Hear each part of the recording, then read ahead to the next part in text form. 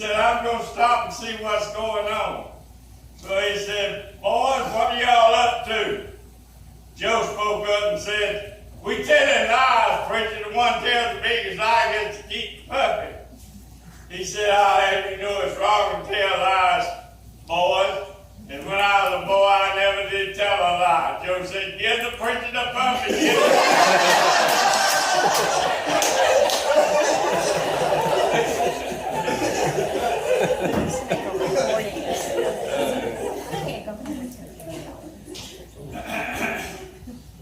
One day, Uncle Hillary invited 3 visiting preachers to come home to Sunday to dinner, and Aunt Kitchen worked all day Saturday dressing fried side roosters.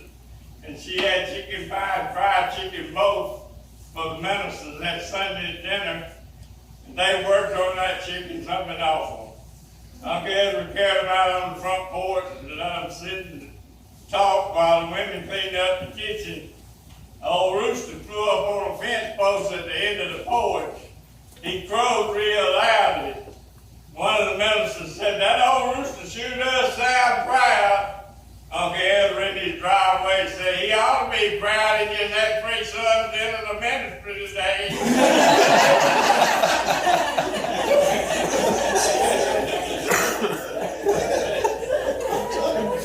Well, another time he invited the minister home for dinner, and Joe and the preacher was sitting in the parlor waiting for Aunt Bessie to get dinner on the table. Preacher said, son, what's your mama cooking for dinner? Joe said, goat. He said, goat? You know she's not cooking goat for Sunday dinner. I reckon she is. I heard Pa tell Ma last week that Sunday would be a good time to have that old goat for dinner.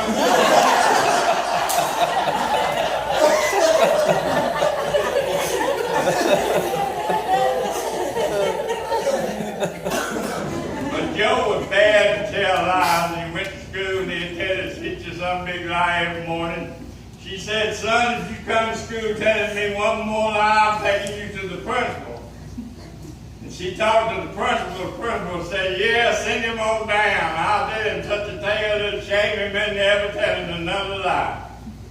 Sure enough, Joe came to school the next morning.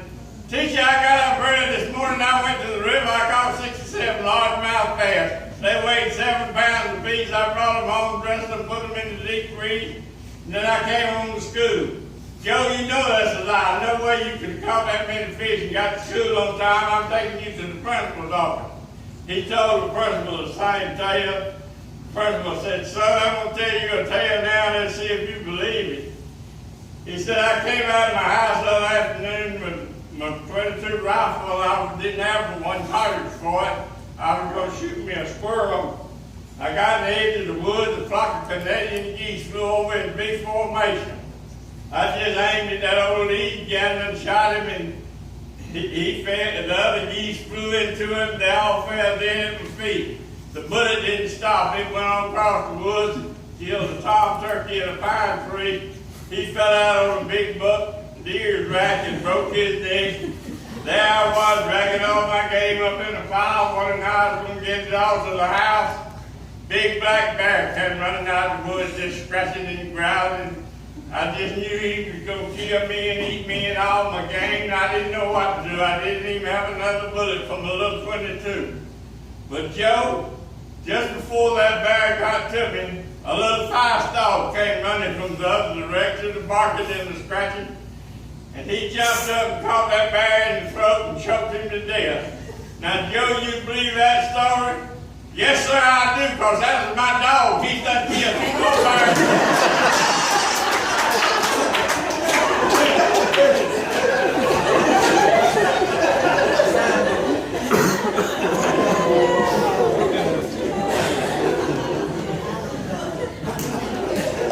When Joe got married and moved out on his own, he lived on the dirt road. There was a bad mud hole just below the house in the road. And people kept sticking their cars in the mud, and he'd charge them $50 to pull them out with his tractor. One fellow said, Joe, you're doing all right, $50 a lick. When do you work your profit? Now? He said, no, I hired somebody to work my crop. It takes me all night, total enough water to fill up his mud hole.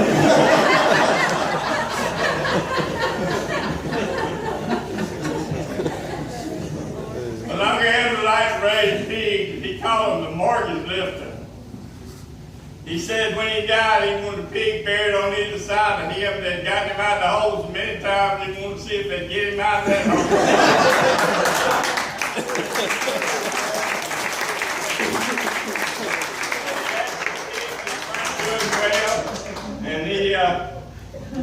And he called up the vet and said, what can I do for my pig? And they're not thrifty. And the vet knew he didn't take care of them. He said, what you need to do, Mr. Edwards, go down to Florida and get you a piney wood rooster bullhog and bring him home and cross them with your sows. They're tough. Then your pigs will be tough enough to raise like you raise them. So Uncle Edwards took the vet's advice and got the boys, put the bodies on the old truck, and they went down on the Florida River and bought them a black bullhog with some nose so long and keen he could drink water out of a quart wine bottle. They brought him home and turned him out in the pasture with his sows. He forgot he'd been blowing something with dynamite and left a box of dynamite in the hog pasture. That prize hog found that dynamite and ate the whole box. Well, this upset Uncle Edward. He called up the vet, what can I do for my prize hog? He just ate a box of dynamite. Oh, he's tough, Mr. Edwards. Just shut him up in the clothes place. He'll pass on that dynamite and be all right. So he drove him up to the barn and shut him in the barn with his old mule Coleman and he went on to bed. About midnight, that old hog's belly got to hurting him. He grunted behind that old mule and she kicked him with both feet and exploded that dynamite.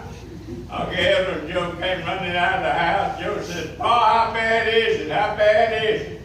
It's bad, son. My barn blowed away, my mule's dead, and I got a mighty sick hog.